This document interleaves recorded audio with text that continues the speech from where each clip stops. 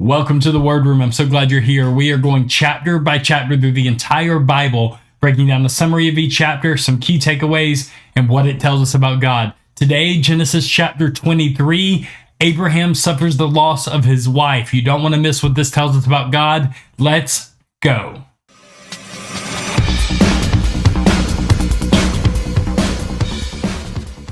All right, let's look at a summary of our chapter, Genesis chapter 23.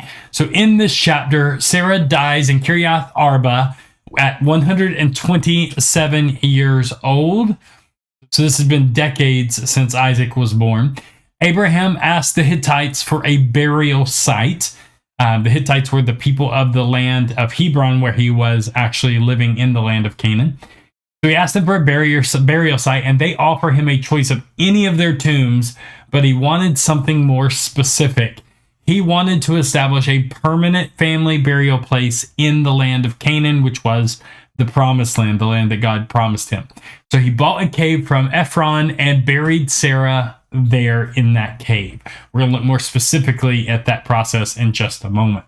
So 5 key takeaways from this chapter. Number 1, Abraham was blessed and gained a reputation in Canaan. Specifically, when he asked for a burial place, they say, "Hear us, my Lord. You are a mighty prince among us." Literally saying he is a prince among them, even though he has no power there. He's not a king. He's not any type of royalty. He didn't even officially own any land there. But they recognize that he was blessed by God, and it's almost like everything Abraham put his hand to, God blessed. They would have heard the stories about him overcoming the kings when they took Lot captive. They would have heard the stories about Isaac being born and this incredible miracle when Sarah was past age. They would have seen all of these miracles and heard all of these blessings, and they knew that he was a mighty prince, mighty man of God.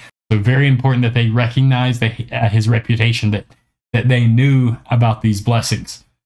He had been in Canaan for many years. Isaac was about 37 years old at this point. So he had been there long enough for them to recognize and gain that reputation.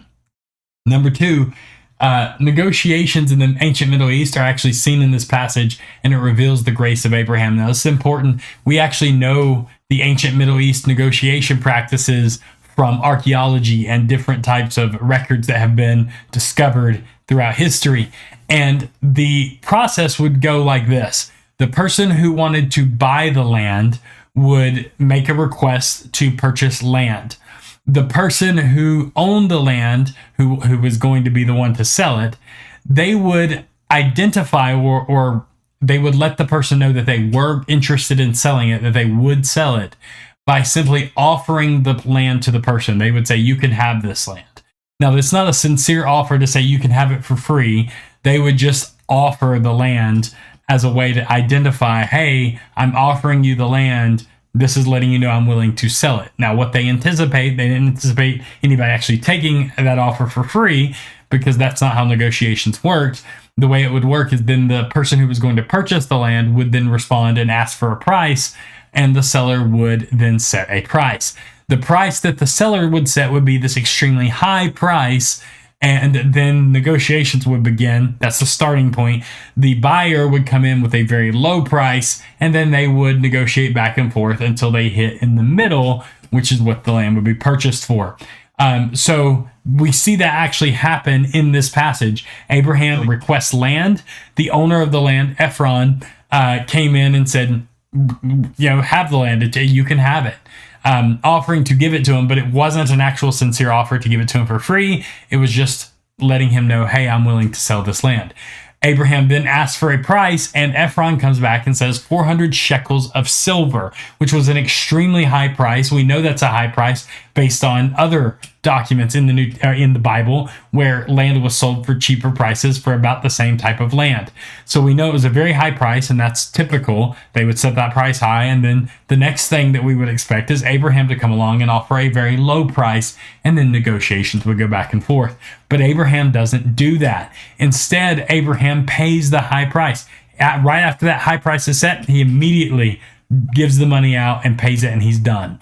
It's over. He doesn't offer a low price. Why? He was trying to be fair to these Hittites. He wanted to deal with unbelievers in business in an extremely above fair way to bless them because he had been blessed. Very important about Abraham. We actually see this humility of Abraham multiple times. It's seen in this passage where he actually bows down to these unbelievers, not in worship, but bows down as in a sign of respect to them. And he ends up treating them more than fair, more than what they deserved for the land, more than what the land was worth. Even though he was the man of God, he was the one who was rich, he was the prophet, he was the one who had all the power, so to speak, and yet he humbled himself and then paid them more than what the price was worth, more than what the land was worth. Why? Because he was treating them good. This is how believers should be in business deals.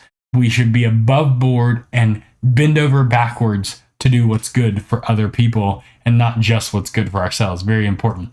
Number 4 here, we see that Abraham did not exert the promise of God by stepping on those not in the covenant. Now, Abraham had been promised the land. That land was already his by promise of God. And yet, he didn't exert that and say, hey, God gave me this land. I'm going to take the land for free and you're not going to charge me anything for it. Because God already promised me this land. That land belongs to me. He didn't exert the promise of God and what God had given him over others to do wrong to others. Very important way that believers should interact with unbelievers. We should not exert what God has given us to beat up on other people. We shouldn't treat other people badly because we are the chosen people. We are the holy ones, the righteous ones. And number 5, Abraham declared faith in the promise by setting up a family tomb in the promised land and not just using a Hittite tomb. He could have used a Hittite tomb. They offered him their tombs to use. The way they would do it is they would bury people in the tomb, and then after some time when the body's decomposed, a little over a year, they would go back to the tomb, open it up, take the body, the bones that were left, and bury the bones in a box. Under the tomb, but the body would be laid in the tomb. He could have borrowed the tomb for that, but he didn't. He actually wanted to set up a family tomb. Why? Because he said, this land was promised to me. This land is where my family will be. So we are going to set up a family tomb that my family can use every generation for here on out. And we do see that happen. Abraham ends up getting buried here later. Isaac gets buried here. Rebecca gets buried here. We see his generations. Jacob gets buried here. So the patriarchs get buried here because this was a promise from God, and Abraham was declaring faith that God would bring about the promise by setting up a family tomb in the area. So 5 things this tells us about God. Number 1, he honors humility. Abraham was humble, and as a result, God esteems him. We see it even further in the next few chapters. God continues to bless and esteem Abraham. Why? Because he was humble. God honors humility. 2, he builds faith in us. Abraham has gone through seasons. We've seen it every chapter. We see Abraham struggle with the promise, struggle with faith, struggle with trusting God over and over until the last chapter where he passed the test of offering up Isaac as a sacrifice. God built faith in him over time, and now he has so much faith. I'm even willing to spend 400 shekels of silver to create a family tomb here. Why? Because I have faith that this land will be my family's land. That God promised that. He had faith. God built faith in Abraham over time. Number 3, God does his work. God made Abraham's name great. God blessed Abraham. God gave him the son. But God does not do our work. It still took Abraham going and making this negotiation, seeking out the land, creating the family tomb, paying the price. Abraham still had work to do. God does his part.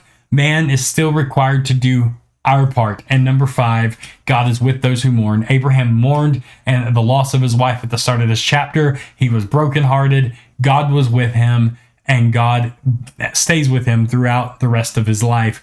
God is with you when you are brokenhearted. 5 things we learned about God. Go dig a little deeper in this chapter. Comment down below what's your favorite part, and I'll see you in the next chapter.